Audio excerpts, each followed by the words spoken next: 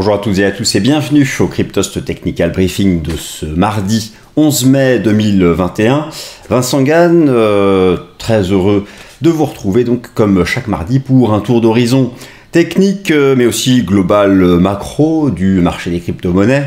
Cette semaine au programme, eh bien comme d'habitude, le cours du Bitcoin, l'Ether, le BNB et la quatrième crypto-monnaie que vous avez choisie en participant au traditionnel sondage de Dogecoin pour cette semaine. Pour la semaine suivante, le sondage est déjà ouvert et disponible dans la description.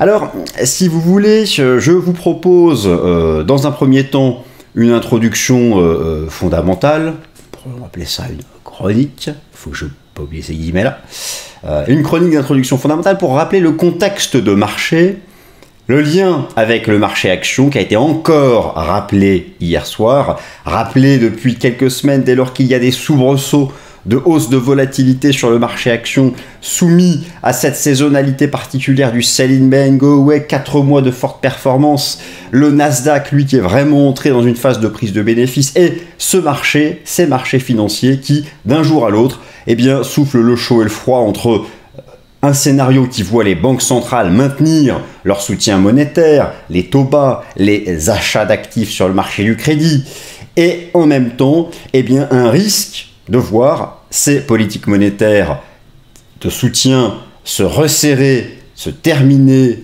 plus tôt que prévu, dès lors que l'on regarde du côté de la hausse des prix, cette fameuse inflation qui stresse un peu tout le monde, sachant qu'en fait, cette inflation est surtout due à un effet de base. Les prix des matières premières ont fortement remonté, mais c'est normal, puisque la base de départ, c'était la chute de la première partie de l'année 2020, du choc boursier du Covid. Bref, c'est un autre sujet, mais voilà actuellement le contexte de marché particulier. Ce marché action qui semble saturé dans sa hausse, les valeurs techno, elles, clairement, depuis 2-3 semaines, corrigent, sont en prise de bénéfices, elles étaient tout en haut. Les indices boursiers ont continué de progresser grâce à la rotation sectorielle en faveur des valeurs cycliques depuis novembre dernier. Et même du côté des cycliques, on sent que ça commence à saturer. Alors, pour le moment, les indices ne sont pas en correction, ils sont finalement en range. Et dès lors que, au sein d'une séance, ça commence à paniquer un peu, on voit l'effet, mais qui reste, somme toute, marginal sur le marché des cryptos. Alors, sur le marché des cryptos, toujours pour ce contexte de marché, la thématique est la alt season, qui est fantastique. Depuis 2 mois et demi, presque 3 maintenant, le cours du Bitcoin est en range. Nous connaissons par cœur ce range, on va le reprendre, bien sûr, sous les 60 000 $, gros niveau technique. Et ce range a laissé la place au alt. Les troupes, maintenant, vraiment suivent le général Bitcoin. Et cette rotation a permis à beaucoup de alt de prendre en poids relatif dans la capitalisation boursière. Dernier en date, l'Ether, qui a fortement accéléré. L'analyse technique, d'ailleurs, vous le savez, le mettait très bien en avant.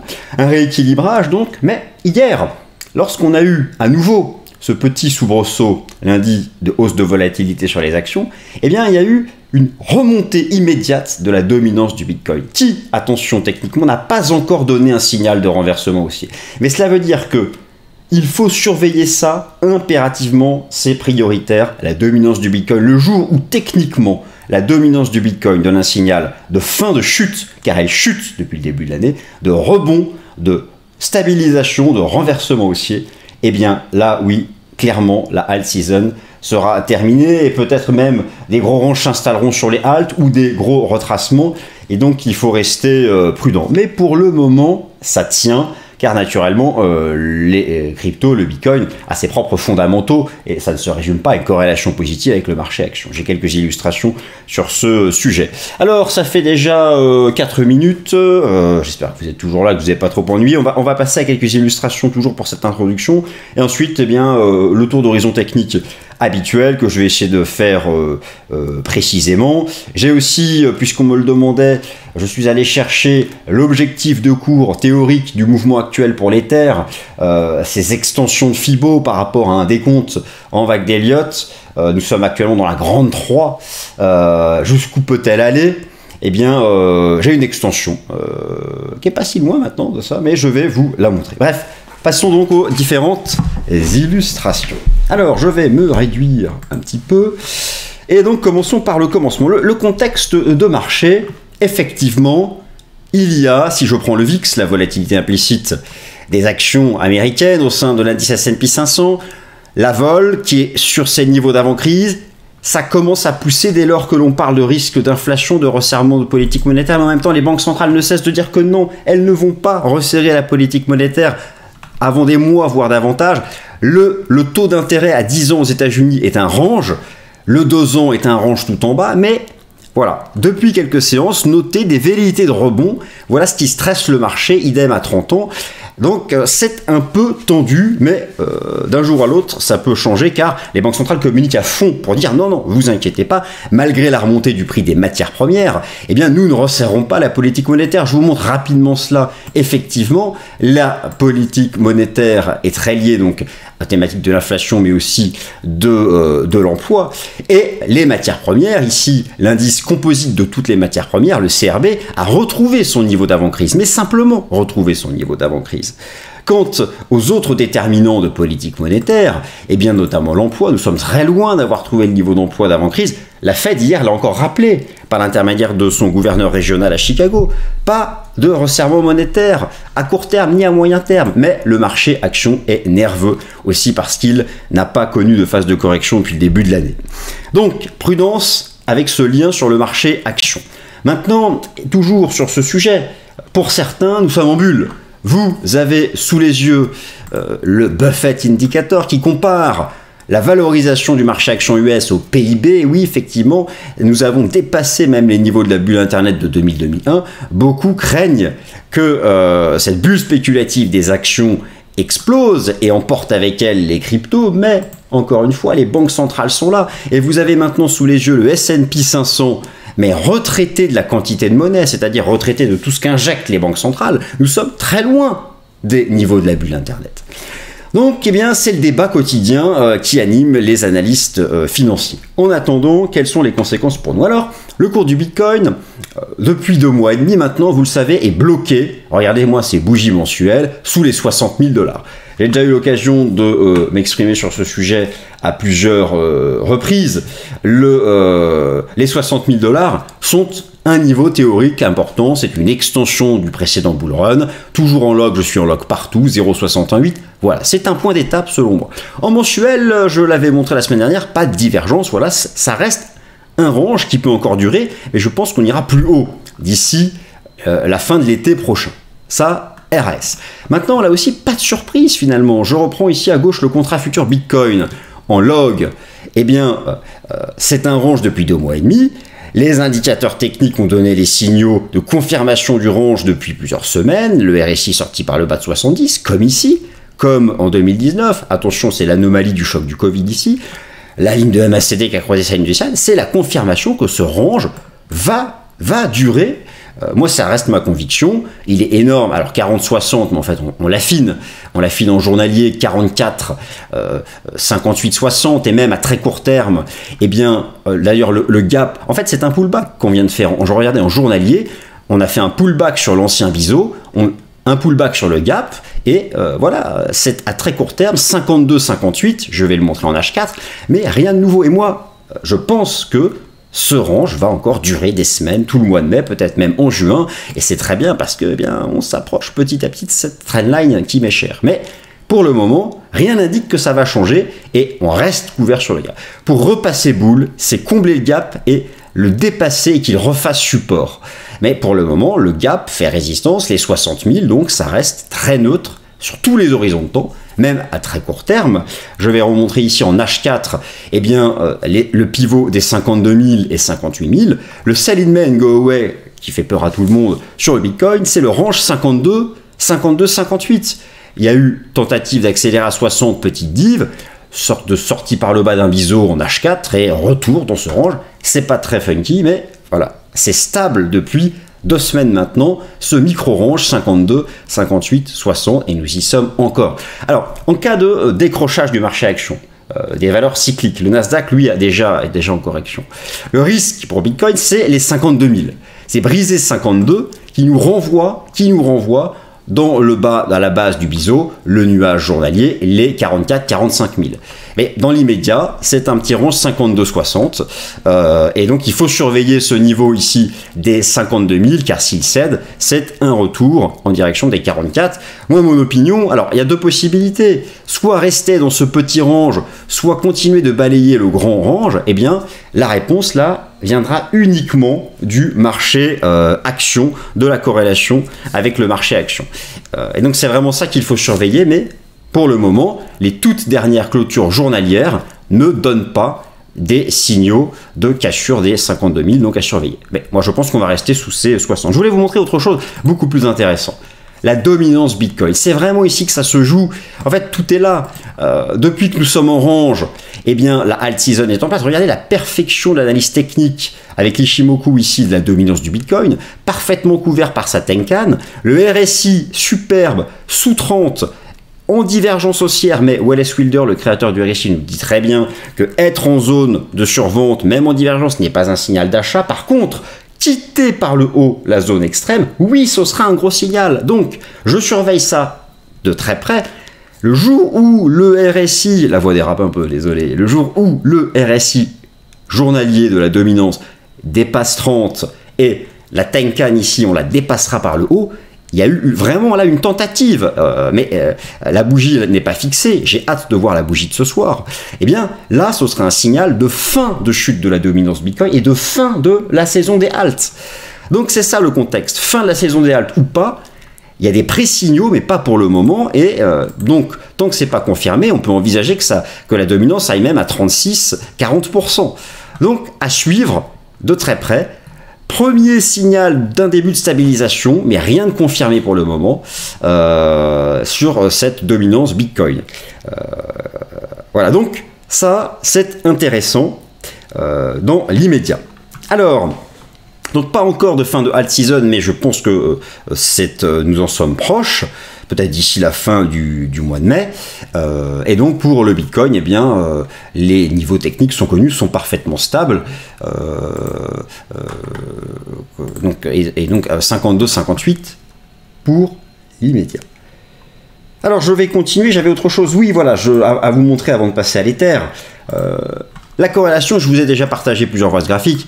Elle est évidente avec les indices boursiers, l'ensemble des actifs risqués, et on le voit hier, dès lors que les valeurs cycliques commencent à corriger, Bitcoin en subit les effets, mais pas tant que ça, car la saisonnalité du Bitcoin, qui est certes beaucoup plus jeune, la saisonnalité du Bitcoin, performance moyenne par mois depuis 11 ans, est très différente, mais n'a rien à voir avec celle des indices, donc ça freine un peu l'impact. Hein, je vous montre le S&P 500, l'Eurostoxx 50 ici en Europe en train de chuter, le S&P 500 aussi. Bon, on voit l'impact hier sur le BTC, mais ça tient encore.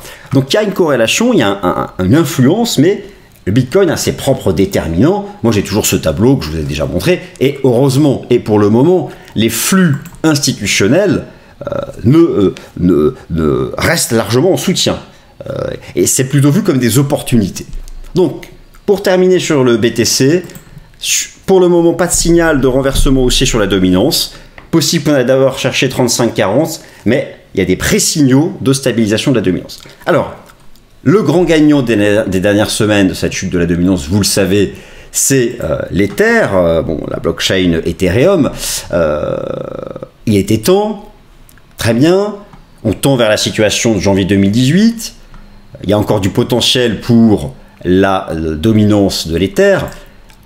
Je me suis posé la question du long terme. Vous avez sous les yeux un graphique mensuel en log, très bien. Bon, voilà, c'est du grand classique. C'est pour moi, c'est une grande 3. Hein. Nous sommes dans la grande 3. Et cette grande 3, où peut-elle aller?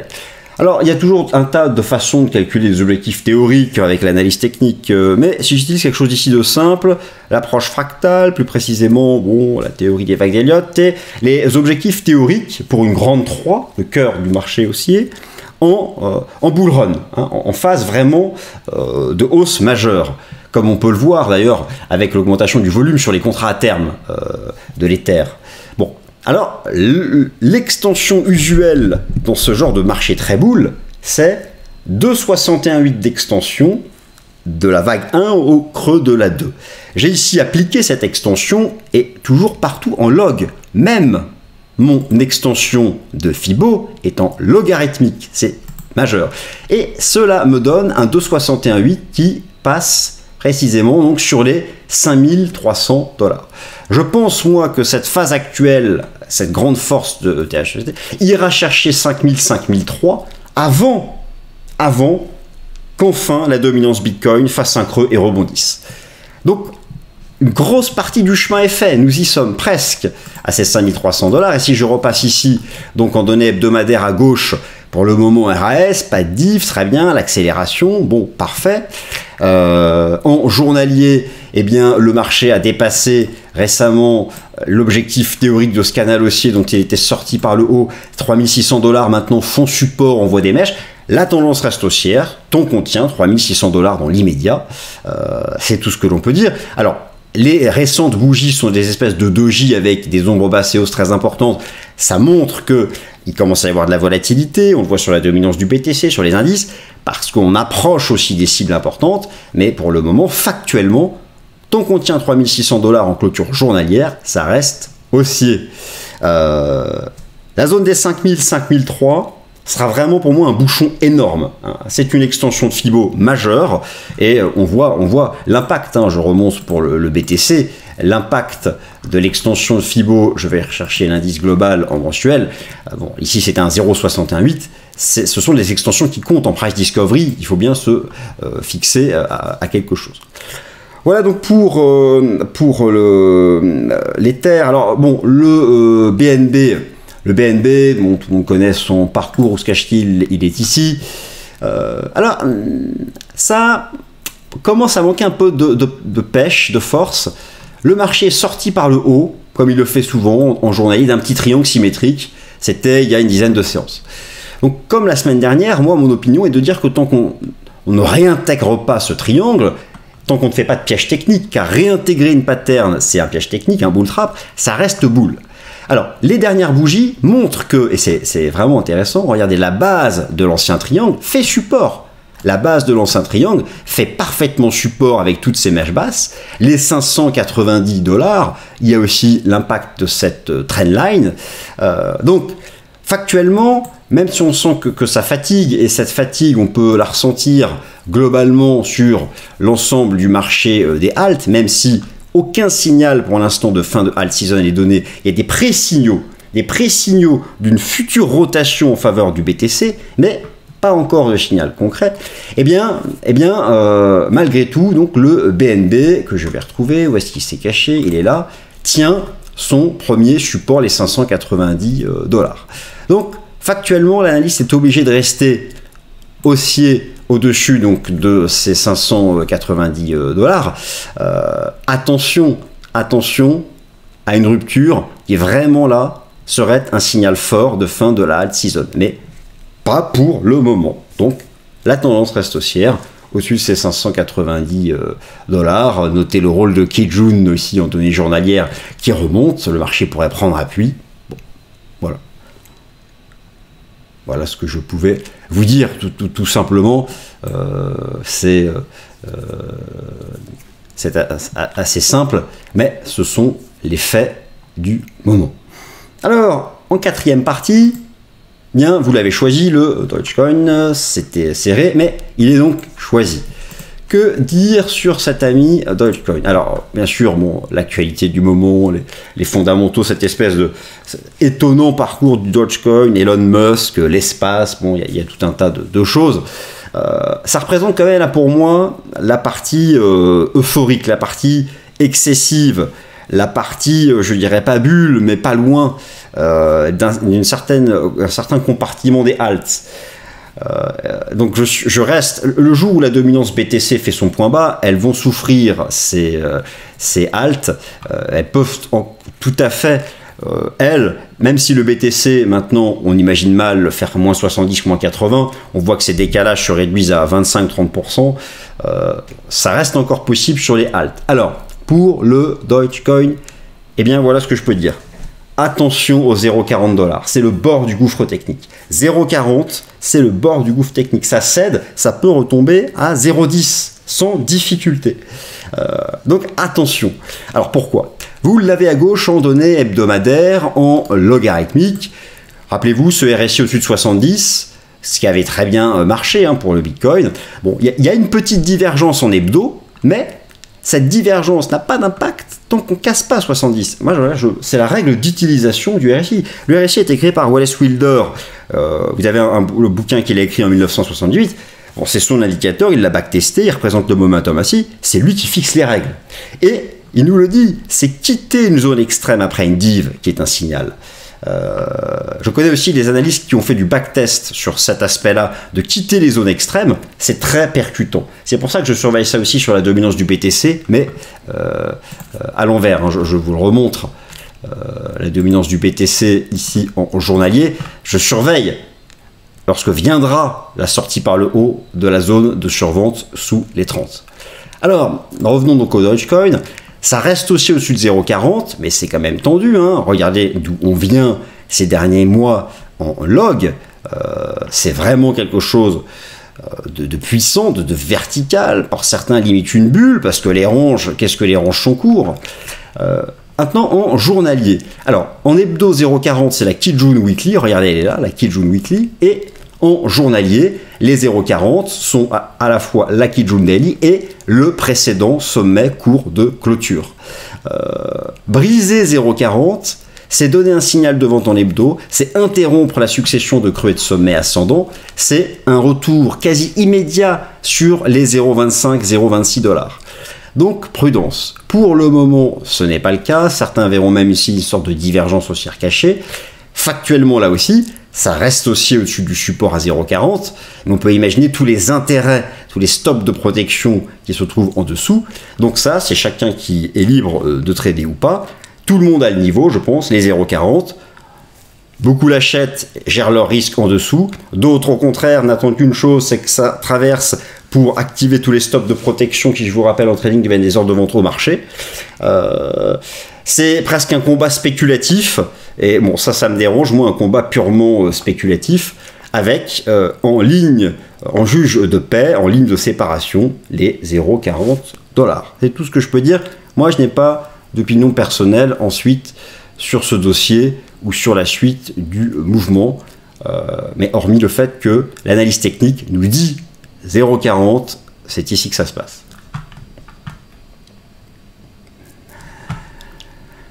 Voilà, alors, pour les cryptos, pour le BTC, c'était donc ce que je voulais vous livrer comme information. Pour conclure, donc n'hésitez pas, donc vous avez le sondage pour la semaine prochaine.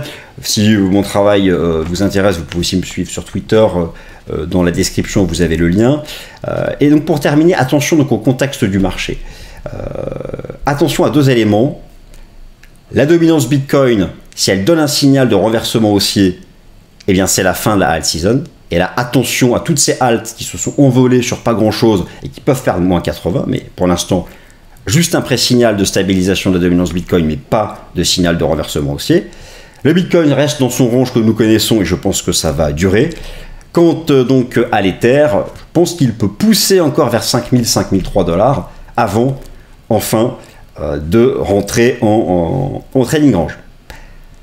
Toujours un œil sur le marché action, notamment l'indice S&P 500 qui reste la référence de la finance mondiale occidentale. Voilà, j'espère que vous avez passé un bon moment, informatif en tout cas, que cette vidéo vous a plu, gardez toujours du recul. Et puis quant à moi, je vous remercie de m'avoir écouté, je vous souhaite une bonne semaine et je vous dis à la semaine prochaine. Merci.